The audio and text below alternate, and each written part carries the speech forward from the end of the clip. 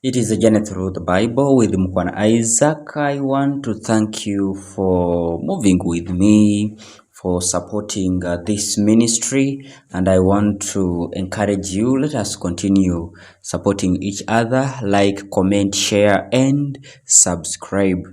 In our previous program that was on Saturday, we looked at the early history of Moses, how God prepared Moses to be the leader who would set his people free. And of course, we saw the little boy Moses being picked by the daughter of Pharaoh and preserving him. That was God's hand. Moses went through careful education in Pharaoh's house, his knowledge of law and how to rule, all of that. And so Moses, the ideal liberator, lawmaker, and religious leader of Israel, led the people later on. And today I want us to look at God calling Moses to lead his people from Egypt. One day out of the wilderness around Mount Horeb, Moses had a meeting with God, which changed him greatly and started him on the way to being the leader of God's people. He saw a bush that was on fire, but which did not burn away. And so Exodus tells us of Moses' call by God and the task that God gave him. Exodus chapter 3, verse 4 to 15. When the Lord saw Moses that he had turned aside to see why the bush was not burnt, God called to him out of the bush, "Moses, Moses." And he said, "Here am I." Then he said, "Do not come near. Put off your shoes from your feet, for the place on which you are standing is holy ground." And he said, "I am the God of your father, the God of Abraham, the God of Isaac, the God of Jacob." And Moses hid his face, for he was afraid to look at God. Like I mentioned in the previous or one of the episodes, any person who looked into the face of God, who saw God face to face, they died because of sin. They were sinners, and nothing unclean approaches God's what? Sight. So, but there are a few of them who saw him and survived. Yes, actually, I remember when I was handling Jacob, who wrestled with God.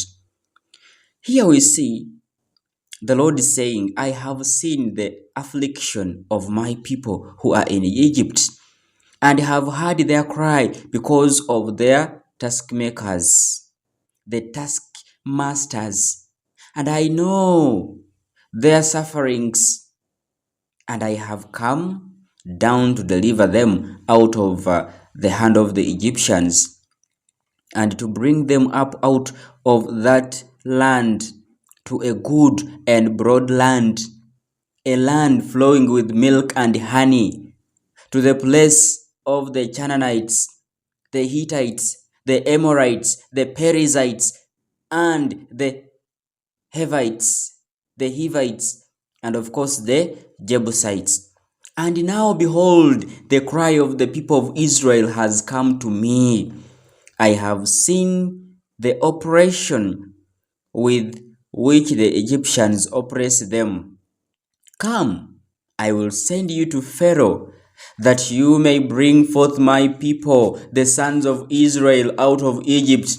But Moses said to God, "Who am I that I should go to Pharaoh and bring the sons of Israel out of Egypt?"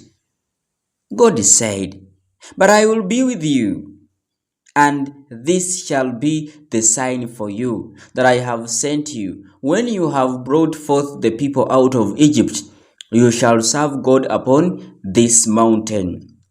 Then Moses said to God, if I come to the people of Israel and I say to them, the God of your fathers has sent me to you, and they ask me, what is his name?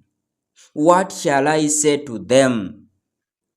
God said to Moses, I am who I am. And he said, say this to the people, I am has sent me to you.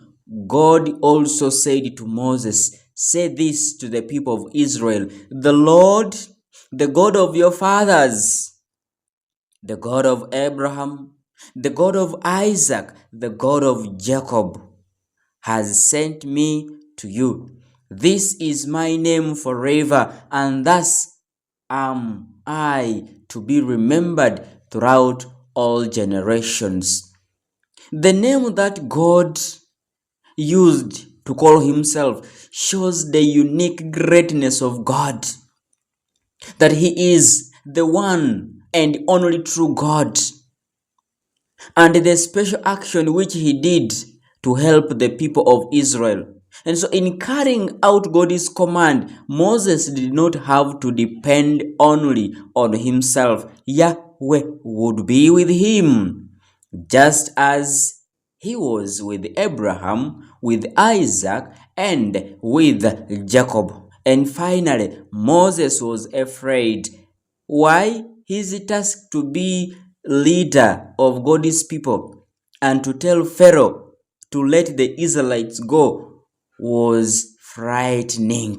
It's like someone telling you right now to go and face any president of the country, and you tell them maybe the message. Just facing them, it might be a good message, it might be a bad one, but just imagine facing a president. There is a post which normally passes on social media that if you got a chance to meet president, what will you tell him? What will you ask? You might even fail to ask. But of course, it seemed ridiculous and impossible for him to have to do it. But Moses trusted in God, left Midian, and returned to Egypt to do what God had told him. Trust God and everything will happen. Trust the divine providence, everything will be well. I have been Mukhwana Isaac with the journey through the Bible, and thank you very much. Tomorrow we shall see God punishing the Egyptians for refusing to let Israelites go free. Like, comment, share, and subscribe.